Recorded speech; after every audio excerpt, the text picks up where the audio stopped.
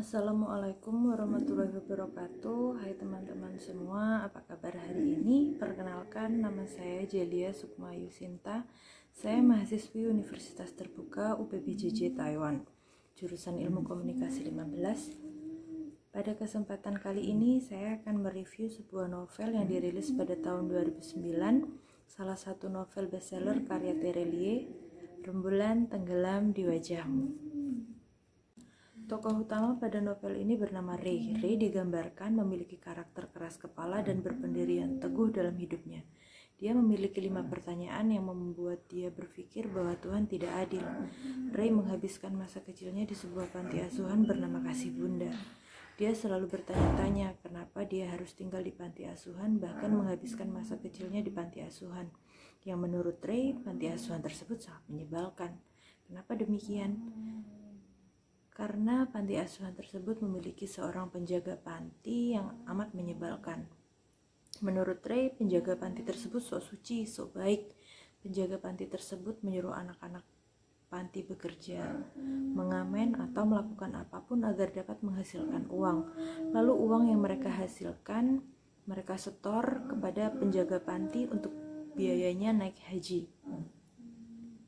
Bahkan tak jarang penjaga panti tersebut melakukan kekerasan, bahkan seringkali tidak memberi mereka makan.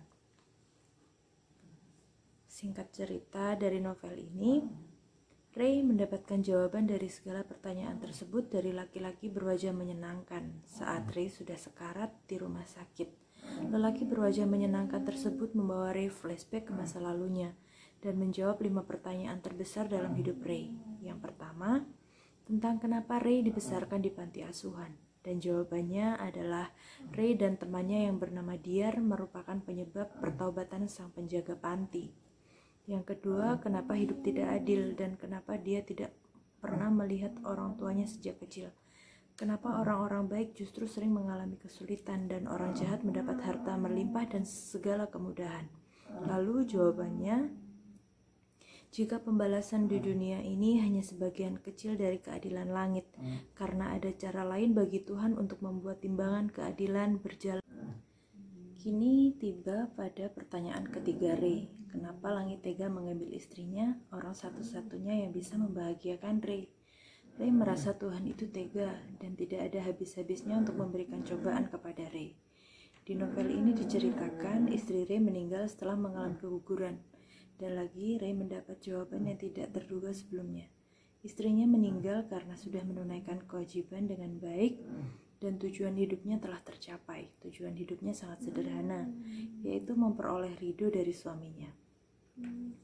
Dan pertanyaan keempat, sepeninggal istrinya, Ray terus menyibukkan diri dengan segala aktivitas bisnisnya yang semakin lama semakin berkembang dan semakin menggurita. Namun dengan segala yang sudah Ray miliki, dirinya merasa kosong dengan harta yang bergelimang tersebut. Lalu Ray mendapat jawaban bahwa kekosongan itu ada karena ketidakpuasan kita terhadap apa yang kita miliki dan kegilaan kita terhadap duniawi. Dan pertanyaan terakhir Ray, lalu di masa 6 tahun sebelum akhir hidupnya, Ray mulai sering sakit-sakitan dan akhirnya sampailah kepada pertanyaan terakhir. Ray bertanya kenapa Tuhan tidak segera saja mengambil nyawanya, malah memberikan berbagai penyakit pada dirinya. Dan jawabannya, 6 tahun lalu sebelum Ray mulai sakit-sakitan, Ray pernah menjadi penyebab kecelakaan besar yang dialami oleh pasangan muda yang notabene istrinya sedang hamil besar. Sayangnya suami istri ini meninggal, namun bayi dapat diselamatkan meskipun prematur. Dan bayi ini sekarang berumur 6 tahun, gadis kecil yang tinggal di panti asuhan bernama Rinai. Jadi apa yang dialami Ray dalam 6 tahun terakhir ini adalah akibat dari apa yang sudah Ray lakukan. Sekian review ini. Buat teman-teman, terima kasih sudah menyimak dengan baik. Terima kasih.